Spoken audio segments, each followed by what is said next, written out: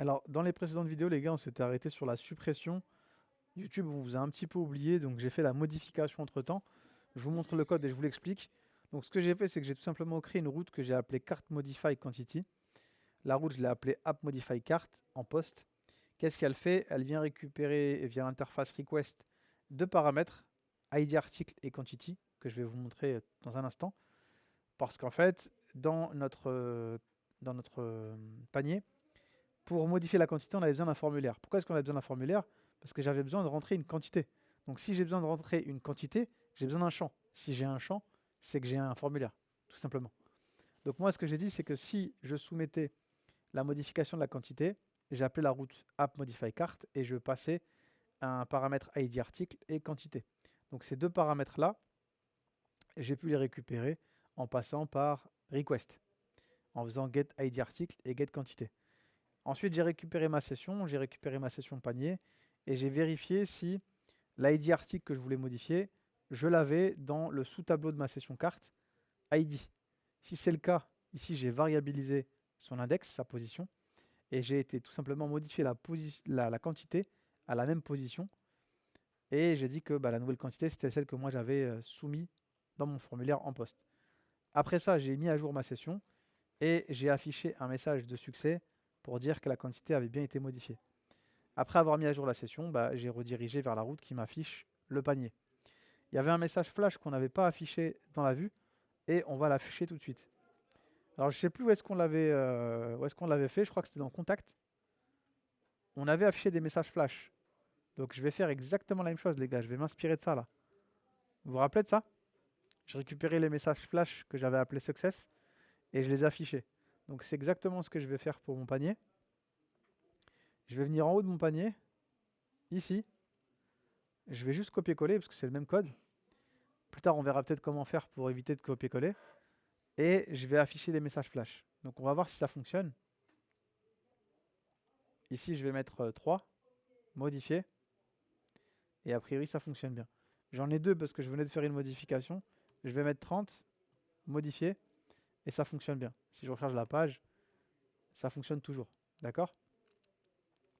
Il y a un truc qu'on avait oublié de faire, les gars, c'est que on n'avait pas affiché le total de la commande. Vous vous rappelez de ça? Donc il va falloir qu'on gère le total de la commande. Donc si on veut faire ça, le total, on en a besoin où? On en a besoin quand on appelle la route que nous, on a définie, qui est celle-ci, slash carte. D'accord? C'est celle-ci dont on a besoin. Parce que c'est celle qui est appelée, en fait, peu importe qu'on ajoute, qu'on supprime ou qu'on modifie.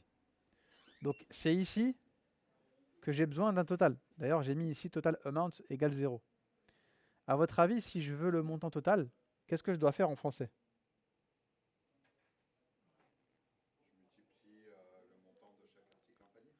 Exactement. Je dois parcourir mon panier et je dois multiplier par la quantité pour chaque produit sélectionné. Donc pour ça, moi je vais créer une variable que je vais appeler total amount qui va démarrer à 0. Total amount, je vais le mettre là. Et je vais parcourir tout simplement. Ça va? Tu vas bien? Je vais parcourir tout simplement le panier et multiplier chaque produit par sa quantité. Enfin, chaque prix de chaque produit par sa quantité. Donc, je vais faire une condition. Je vais dire si ma session n'est pas nulle, donc pour ça, je vais faire $session get carte. Si c'est pas nul, d'accord, si elle a été définie, et que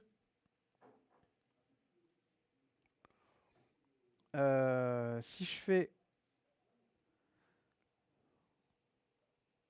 ouais, moi je vais le variabiliser, ça va être plus simple. Je vais l'appeler cart session, comme ça. Donc si c'est pas nul, et que carte session ID count c'est supérieur à 0, donc là je suis en train de dire quoi? Ça va m'envoyer un tableau multidimensionnel. Moi, j'ai dit, récupère-moi le sous-tableau ID.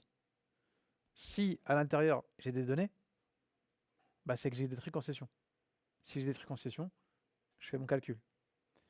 Donc là, je vais faire quoi? Je vais faire une boucle for. Je vais démarrer de 0 parce que le premier index de chaque sous-tableau, c'est 0. Et je vais faire en gros ça.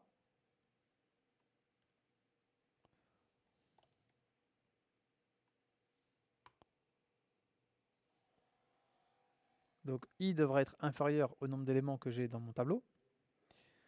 I++ pour parcourir. Et là, je vais prendre mon total amount. Je vais additionner à chaque tour les valeurs en faisant quoi? En faisant carte session price crochet $i fois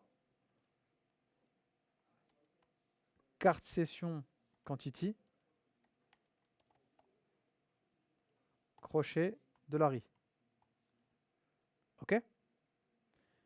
Et là, je pourrais même mettre d'ailleurs, si je veux, carte session, histoire de simplifier un petit peu la syntaxe. Est-ce que ça a fonctionné ça? Ou est-ce que j'ai fait une erreur? A priori, ça a fonctionné. On va faire le calcul. On va faire 30 fois 12,99 et ça fait bien 389,70.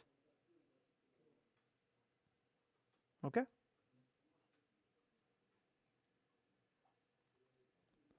Donc ça, c'était pour afficher le montant total.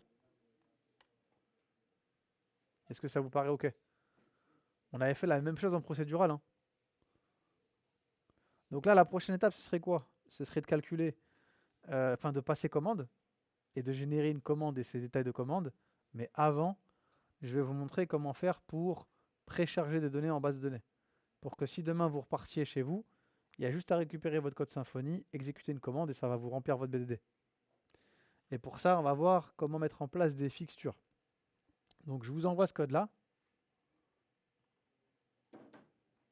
Récupérez-le. Mettez-le au bon endroit.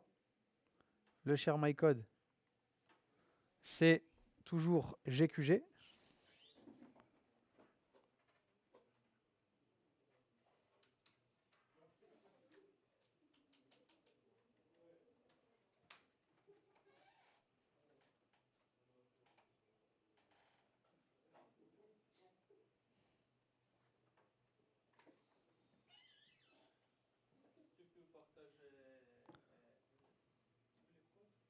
Tout. Je vous mets tout carte contrôleur. Et je vous mets aussi l'index en bas si vous le voulez.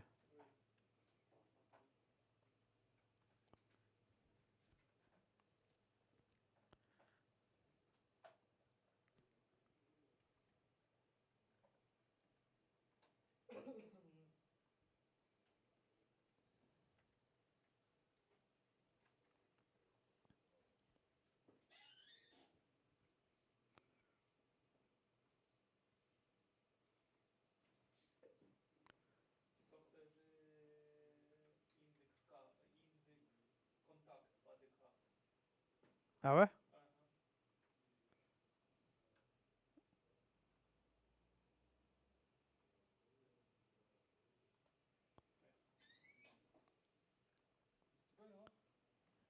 J'ai partagé le formulaire de contact.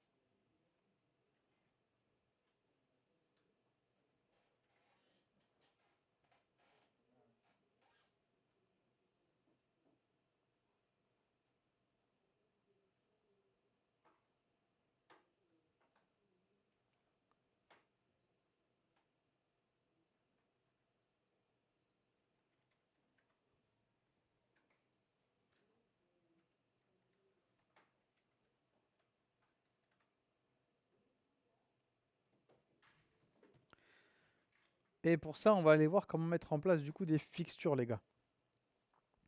Donc, je vais aller sur le site de Symfony. On va pas faire confiance à ma doc parce que peut-être que ça a été mis à jour. Chut. Alors, est-ce qu'ici, il nous parle des fixtures?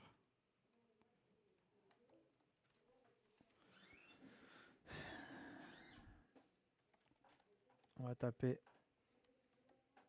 fixture Symfony.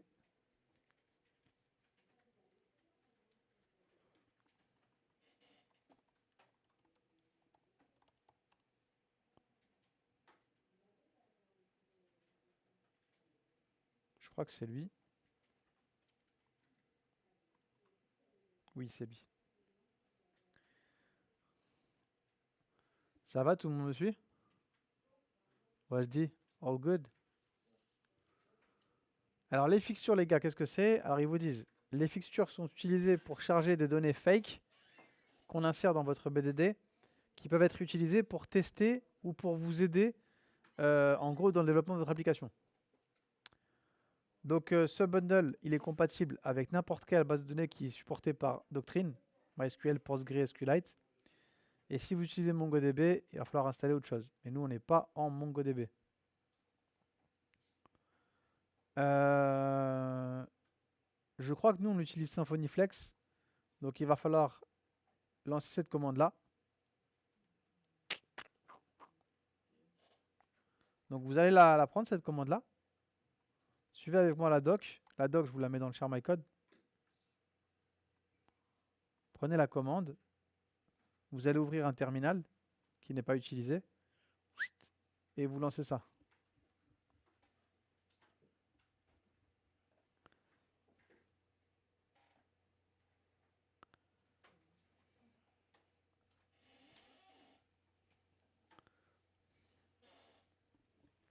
Alors, c'est pas très compliqué, hein, les gars, hein. Ça va prendre 15 minutes. Vous allez vite capter. Regardez ce qu'ils vous disent comment faire. Ils vous disent que normalement, tu as un truc qui s'est créé, un dossier qui s'est créé qui s'appelle Data Fixture. Et vous avez un fichier qui s'appelle App Fixture. Est-ce que tout le monde a ce fichier-là qui s'est créé?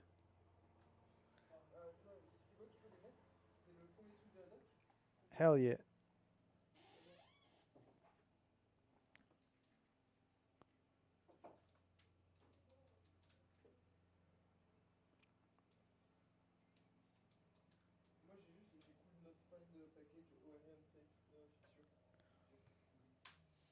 Hein?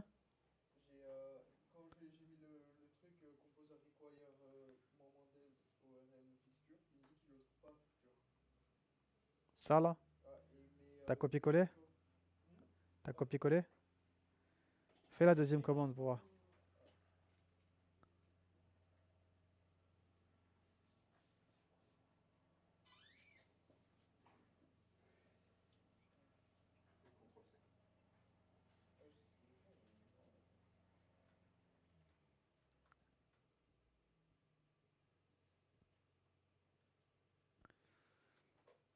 Alors regardez, on regarde un petit peu la documentation. En gros, le fichier App Fixture qu'ils vous ont créé, c'est un fichier qu'on peut exécuter. Et vous avez vu ce qu'ils font ici? Ils ont juste fait une boucle for. Et à chaque itération, ils ont créé un produit. Ils ont mis des valeurs bidons à l'intérieur. Ils ont persisté en base et ils ont refermé la transaction. Donc en fait, ce qu'ils sont en train de faire là, avec l'Entity Manager, c'est qu'ils sont en train de vous insérer des données en base. Vous vous rappelez quand on a fait le CRUD? Bah, on faisait la même chose. On persistait, on faisait un flush. Bah là, ils font la même chose, sauf que c'est des données bidons. Et ça vous permet d'avoir des données en base. Donc nous, on va avoir besoin de quoi? On va avoir besoin d'articles. Mais pour avoir des articles, on a besoin de catégories. Attention, l'ordre il est important du coup. Ok? On va avoir besoin d'user.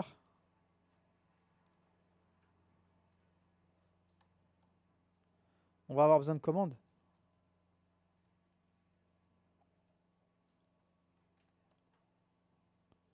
Et ensuite, on aura besoin de détails de commande.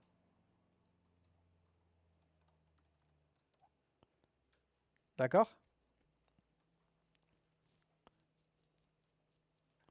Est-ce qu'on avait autre chose en BDD? On avait des contacts aussi.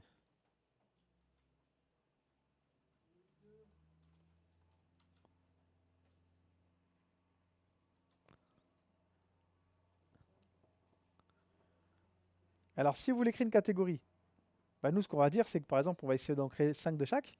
Donc, je vais faire une boucle for de 1 à 5.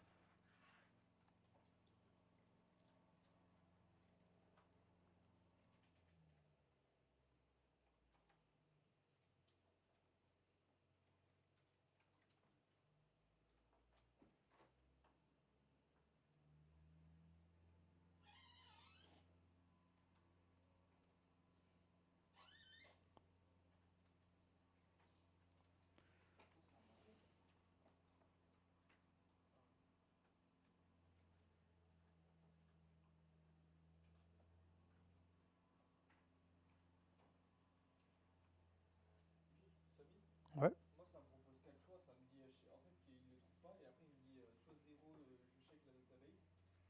Check scaffolding. Vas-y, j'arrive. Attends-moi, j'arrive. Je fais ça et puis je te montre. Donc, si je veux créer une catégorie, les gars, je vais faire quoi? Je vais juste faire catégorie égale new catégorie. J'importe bien ce qu'il me faut. App entity. Et ma catégorie, il faut que je donne un nom. Donc, je vais faire set name. Ici, je vais juste faire de la pour l'instant. Et j'avais quoi? J'avais une description aussi, non? Non, c'est tout, j'avais juste un nom. Article, ça va être pareil.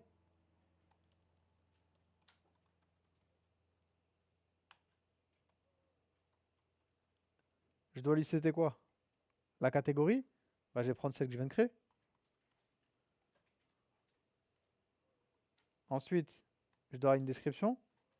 Pour l'instant, je vais mettre de la Je dois avoir une photo. Pour l'instant, on va mettre de la Un prix. Un stock. Et un titre. Je prépare juste pour l'instant le code et on verra après pour les données. Le user, il m'en faut un aussi.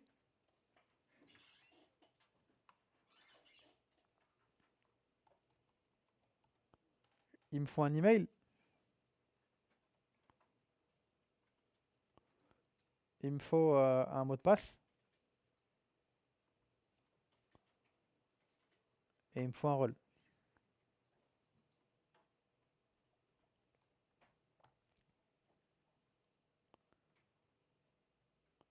Ok. Ensuite, il me faut une commande.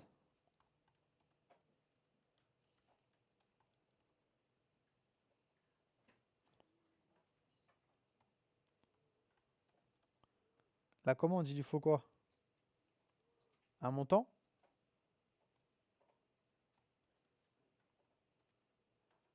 Une date.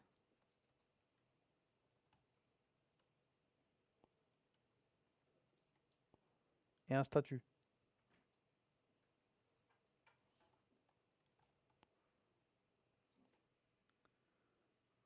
Ok.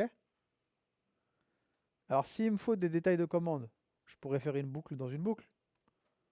Je vais faire genre, je sais pas, 5 détails de commande.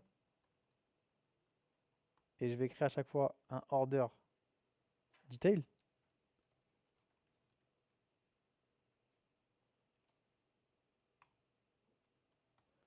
Il lui faut quoi?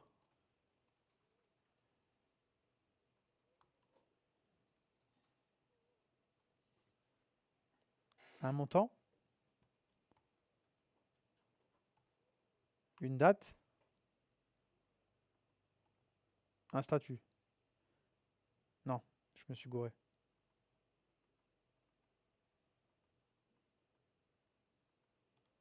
On a 7 articles. On a 7 quantity. 7 related order. Et on a 7 total. D'accord? Et l'article, je peux mettre celui que je viens de créer, je m'en fous.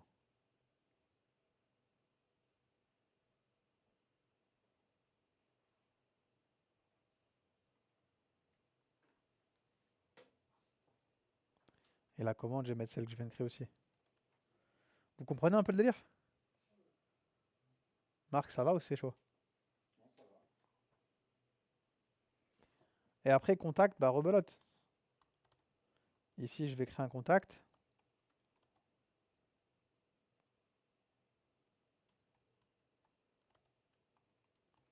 Je vais setter une date.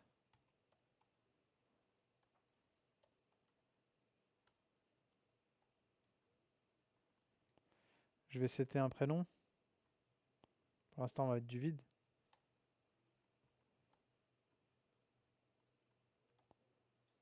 Un nom.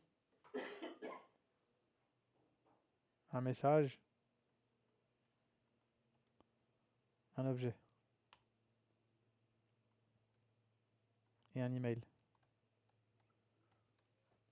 À chaque fois, je vais persister. Donc je vais persister ici. Je vais faire $manager persiste article. Je vais persister mon user.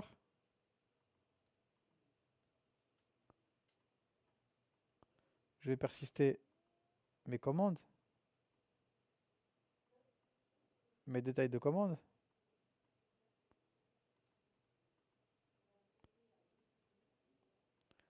Mes contacts. Enfin mon contact. Et à la fin, je fermerai la transaction. Vous me suivez? Ça va? Donc prenez ce petit morceau de code là.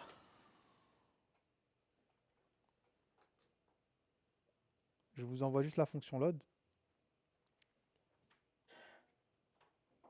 Récupérez-la. C'est répétitif.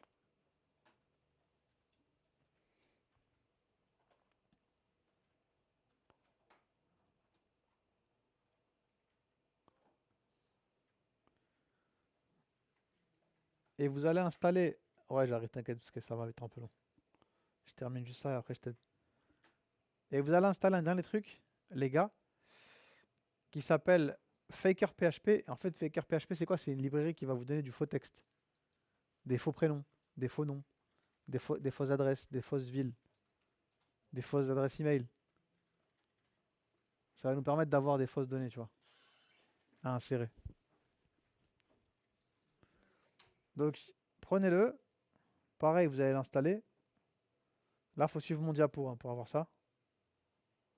C'est la page 33.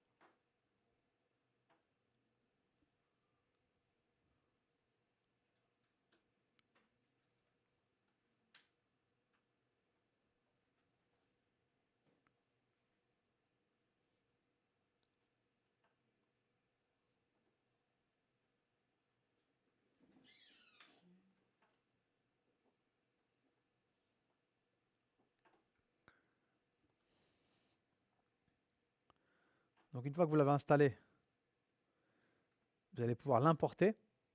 Alors, pour l'importer, les gars, nous, il va nous intéresser là-dedans. Donc, vous allez l'importer ici. Vous allez déclarer ici, par exemple, une variable que vous allez appeler faker. Et pour l'importer, on va aller taper dans faker factory Deux points, create. Et nous, on veut créer des fausses données en français. Donc, vous allez mettre ici fr.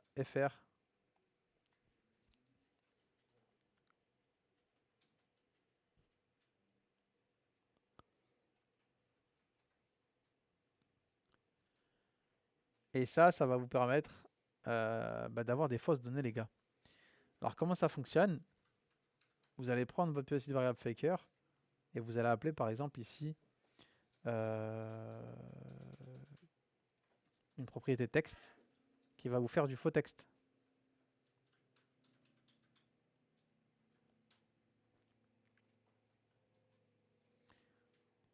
Donc là, vous avez aussi, par exemple, title pour avoir un faux titre.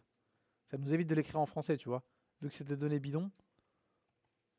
Description, il n'y a pas, donc vous mettez texte.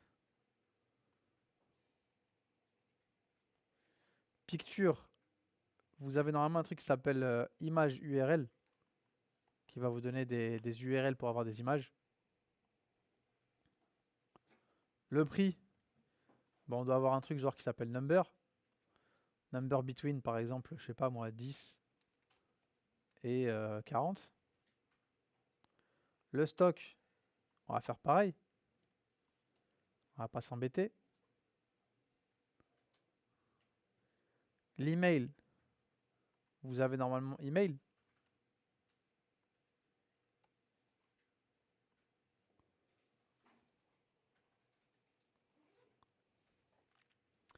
Le mot de passe,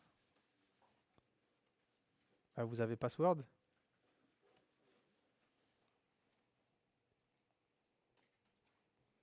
Les rôles, on va pas les gérer.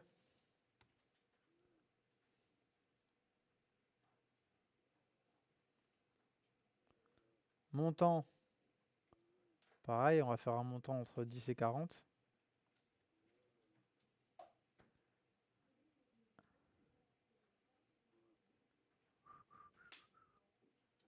Quantité, on va faire un montant entre 1 et 4. Subtotal, montant entre 10 et 40.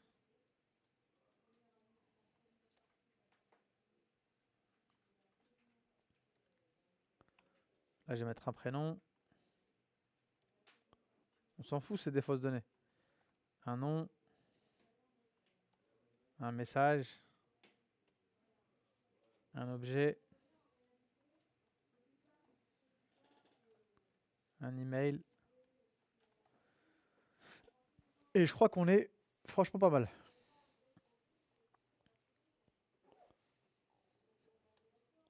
Maintenant, la question c'est comment j'exécute tout ça en BDD. C'est la commande que je vous ai filée, les gars. Donc, je vous envoie ce code-là. Vous allez le tester avec moi. Et la commande que je vous ai filée, c'est celle qu'on voit ici, là. C'est PHP bin doctrine fixture load. Lancez ça.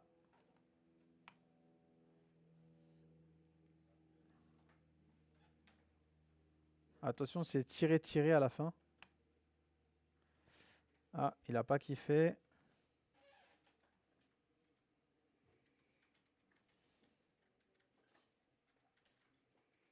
Donc on a une erreur et il me semble que c'est parce qu'il nous manquait une relation entre catégorie et article, non?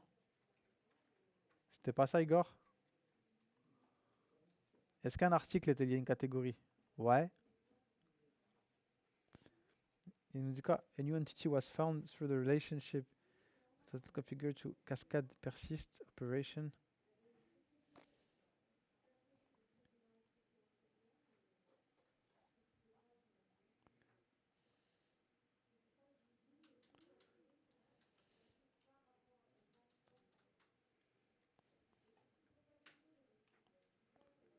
Ah, parce que j'ai oublié de persister la catégorie. Faites gaffe, j'ai oublié de faire manager persiste catégorie. Si vous persistez pas, elle n'existe pas en base.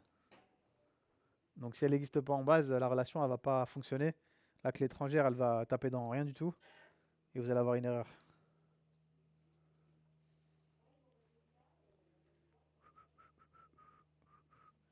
Donc on a des petites erreurs parce qu'on a des données qui sont trop longues. Qui nous dit La colonne non, elle est trop longue. Donc ça, c'est dans user, je crois.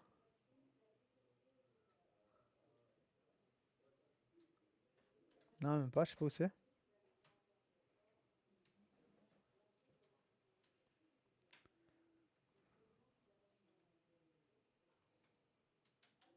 Je pense que c'est...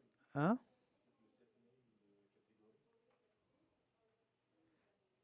Ouais, c'est ça. Donc là, le texte, il est trop long. Donc je sais pas si on n'a pas short text.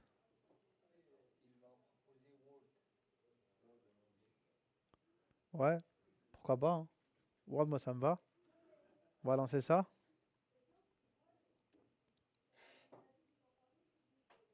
Et c'est passé. Donc la commande a été lancée, les gars, c'est passé.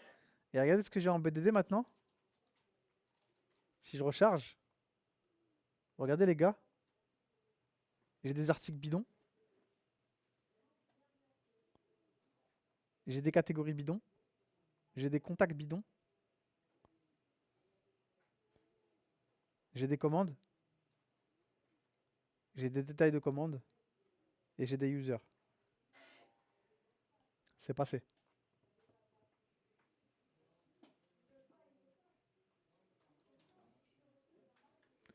Alors par contre, faites gaffe ici les gars, je peux pas avoir un $i dans un $i. Donc ici c'est $j, faites gaffe. D'accord? Parce que j'ai une boucle dans une boucle. Donc c'est pas $i le deuxième, c'est $j. Donc relancez la fixture parce qu'il m'a pas tout fait. Et là vous devriez avoir plus de données normalement. Voilà. Regardez ce qu'il m'a créé. Il m'a créé Morin, Anouk, Nicole, Pascal, Berger, François. Il m'a créé plus de données parce que j'avais une boucle dans une boucle et j'avais laissé $i. Donc là j'ai bien plein d'articles. Ok? Bon, les données sont pétées, mais au moins on a des données. D'accord? Après, libre à vous d'améliorer ces données. Là, j'ai fait ça rapidement, c'était pour vous montrer un peu comment ça fonctionnait.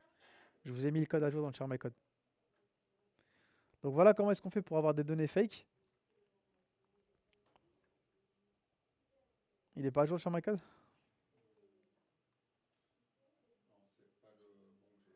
C'est GQG.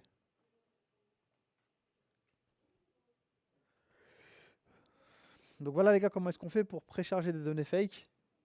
On met en place ce qu'on appelle des fixtures, ça s'appelle comme ça.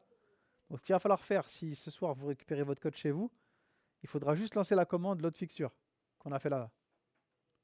En faisant ça, vous allez récupérer toutes les fausses données qu'on a mis en place. D'accord?